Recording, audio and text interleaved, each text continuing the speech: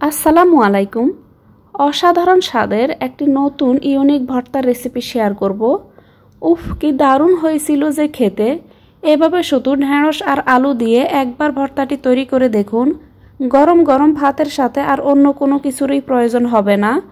আশা করছি আমার আজকের এই সহজ ভর্তার রেসিপিটি আপনাদের অনেক ভালো লাগবে। এখানে প্রথম একটা কড়াইতে নিয়ে নিব বড় সাইজের একটা রসুন। তো রসুনটাকে আমি খোসাটাকে ছাড়িয়ে নিয়েছি। সাথে নিয়ে নিলাম একটি টমেটো। তো টমেটোটাকে মাঝখান থেকে এভাবে অর্ধেক করে নিয়েছি। মিডিয়াম সাইজের একটি আলু। তো আলুটাকে আমি এভাবে কেটে নিয়েছি। সাথে নিয়ে নেব ঢেঁড়স। তো ঢেঁড়সটার দুইটা সাইড এভাবে কেটে খুব ভালোভাবে ধুয়ে নিয়েছি। এখনও কিন্তু আমি চুলার আঁচটা অন করিনি। এখানে দিয়ে দিব মিডিয়াম সাইজের দুটি পেঁয়াজ। তো পেঁয়াজ দুটিকে এভাবে আমি বড় বড় করে কেটে নিয়েছি। এবার এখানে আমি দিয়ে দিব পানি।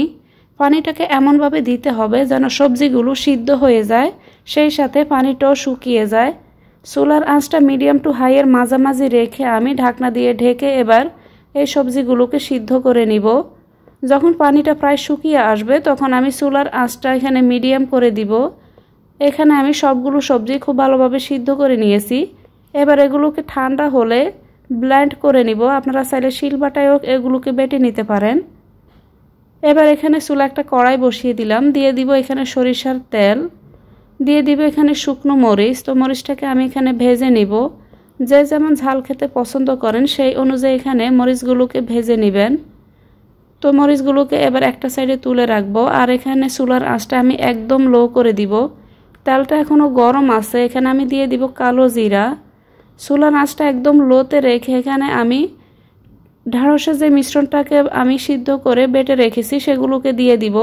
চুলার আঁচটা কিন্তু একদম লোতে রেখে এই মিশ্রণটাকে দিয়ে মিশিয়ে নিব। এবার আমি এখানে চুলার আঁচটা মিডিয়াম করে দিব। চুলার আঁচটা মিডিয়ামে রেখে এগুলোকে আমি নেড়ে ছেড়ে কিছুক্ষণ রান্না করে নিব। এবার এখানে আমি দিয়ে দিব স্বাদ অনুযায়ী লবণ, ধনিয়া গুঁড়া, ভাজা জিরার গুঁড়া, হলুদ গুঁড়া, গরম মশলার গুঁড়া, দিয়ে দিব এখানে মরিচ গুঁড়া, দিয়ে আবার এগুলোকে মিশিয়ে নিব। তো চুলার আঁচটা মিডিয়ামে রেখে আমি এগুলোকে কিছুক্ষণ নেড়ে ছেড়ে প্রায় 10 থেকে 12 মিনিটের মতো রান্না করে নিব। যেহেতু এখানে ঘন একটি পেস্ট করা আছে, এগুলো কিন্তু খুব সহজে নিচ থেকে লেগে যাবে। তাই খুব বেশি সময় মাঝখান থেকে গ্যাপ না নিয়ে কিছুক্ষণ পর নেড়ে ছেড়ে এগুলোকে মিশিয়ে নিতে হবে। তো অবশ্যই খেয়াল রাখবেন যেন নিচ থেকে এগুলো লেগে না যায়। তো আমি এখানে কিছুক্ষণ পর নেড়ে ছেড়ে ভর্তাটিকে তৈরি করে নিচ্ছি।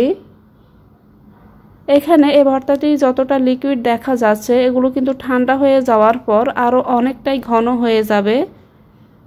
তো এখানে আমি প্রায় 10 থেকে 12 মিনিটের মতো মিডিয়াম হিটে রান্না করে নিয়েছি।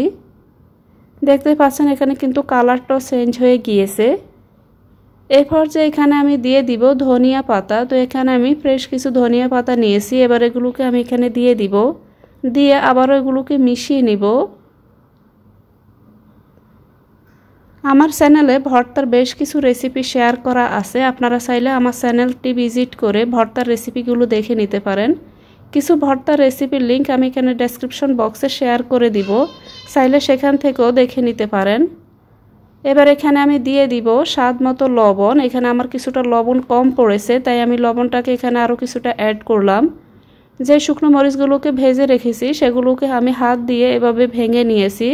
এগুলোকে এখানে দিয়ে দিলাম। দিয়ে আবারও একটু মিশিয়ে নিচ্ছি। তো এই ভর্তাটি আমি এখানে দেওয়ার পর প্রায় 20 মিনিটের মতো আমি এগুলোকে এভাবে রান্না করে নিয়েছি। তো এখানে ভর্তাটি আমার তৈরি করা হয়ে গেছে। এবার আমি চুলার আঁচটা বন্ধ করে দিব। এই ভর্তাটা কিন্তু ঠান্ডা হলে আরও অনেকটাই কিন্তু ঘন হয়ে যাবে। তো এরকম থাকা অবস্থাতেই এবার আমি চুলার আঁচটা বন্ধ করে দিয়ে ঠান্ডা হয়ে গেলে একটা প্লেটে নিয়ে নিব। এভাবে যদি আপনারা ভর্তাটা একবার তৈরি করেন দেখবেন সবাই অনেক পছন্দ করবে। এতটা মজার হয়েছিল যে খেতে, ঢেঁড়স দিয়েও যে এভাবে এত মজার একটা ভর্তা তৈরি করা যায় তা হয়তো অনেকেই জানেন না।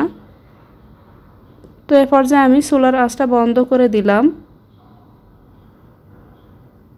এবার এগুলোকে একটা প্লেটে সাজিয়ে নিব। তো এখানে আমি ঠান্ডা হয়ে যাওয়ার পর ভর্তাটিকে একটা প্লেটে নিয়ে নিলাম। আশা করছি আমার আজকের এই ভর্তার রেসিপিটি আপনাদের অনেক ভালো লেগেছে। ঢেঁড়স আর আলু দিয়ে খুব সহজে আপনারা এই ভর্তার রেসিপিটি বানিয়ে একবার শুধু বাসায় ট্রাই করে দেখবেন। এতক্ষণে রেসিপিটির সাথে থাকার জন্য সবাইকে ধন্যবাদ।